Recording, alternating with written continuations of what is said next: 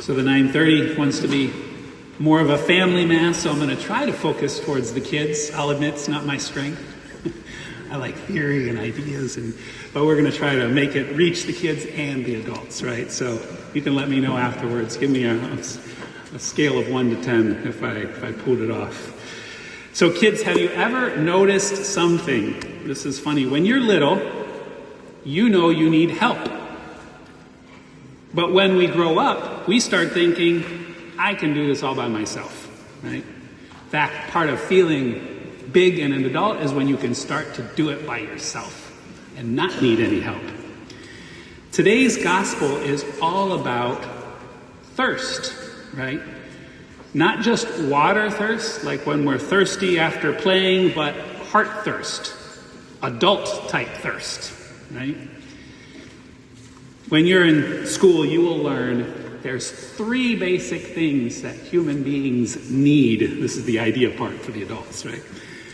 We need to eat, to drink, and protection. In fact, when you're out in the woods, or if you got dropped off on an island and you needed to survive, what do they say? The first 3 things you need? Food, water, and protection, right? Basic human needs. Thirst, drinking is one of them. We need to eat, and we need to get help when we're kids to eat, right? When you were a baby, your mom fed you. Even still, she feeds you. First, you learn to use a spoon. Maybe even the process of learning is really messy. You throw your food on the floor. Then you learn to eat healthy foods, hopefully. And little by little, you learn to eat for yourself. And someday, maybe you'll learn to be a chef and feed other people. And then when we get old, somebody starts feeding us again, right? Adults, we know how to feed our bodies, right? We're big now. We can go to the store, we can buy, we can come home, we can prepare it. But we're still little kids when it comes to feeding our hearts.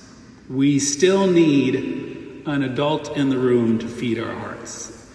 God is the one who can feed our hearts with his spiritual food and spiritual drink through the Eucharist, right? Through a church who's our mother, who knows what we need, knows what a healthy diet looks like, and feeds us spiritual food and drink and truth, right?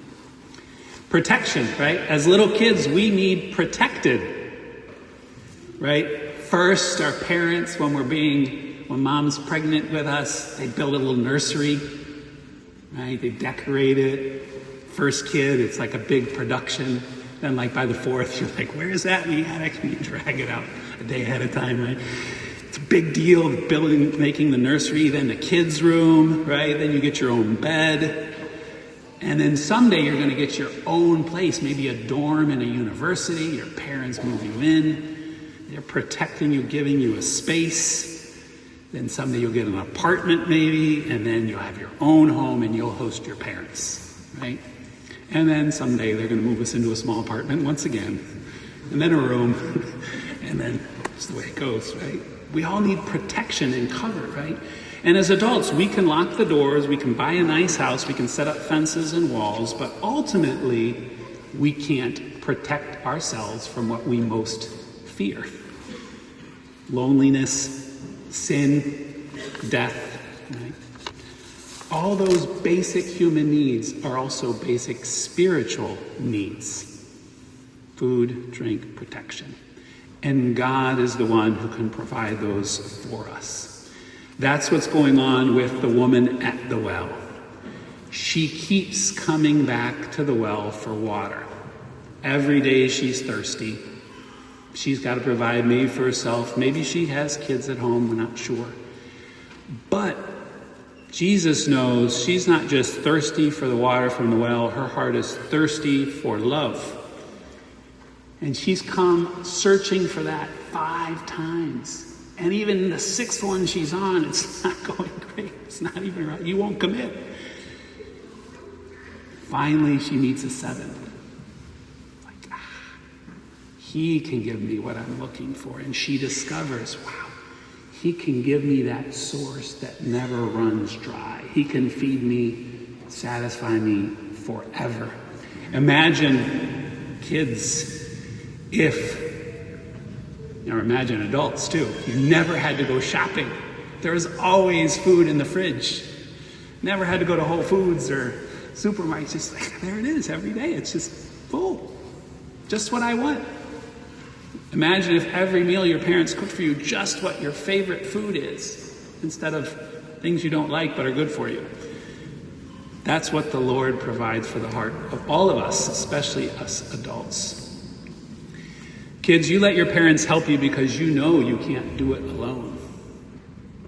Adults, sometimes we forget that we're still children. Right? Jesus invites us to become like that. We think we can satisfy every need if we just work harder, if we're just a little smarter, if we just protect ourselves a little more. But ultimately, we're like the woman at the well. We keep coming back. And even though we accuse Jesus, hey, you don't have what it takes, just like the first reading, you bring us out here to starve us to death, God? You make big promises, but it ain't working. You're not delivering. You don't have the bucket you need to give me what I'm looking for. How can you do this? There's a cycle. This is for our adults once again. There's symbolism and importance in Jesus being the seventh spouse, right? It echoes the seventh day, the day of rest, the day of fulfillment, when finally all work is done.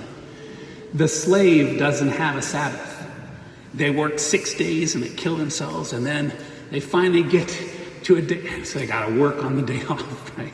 And then it starts all over again. And as much as they work, as much as they strive, as much as they're trying to protect and feed and cover their bases, it's like it never ends. It's just this flat. There's never a time where we can sit back and just like wish someone would take care of me. You ever feel that? Like we need an 8th day. We need a 7th day that then lasts forever. We need a rest. We need someone who loves and takes care of us. That's what the Lord does for us on the Sabbath, on this Sunday.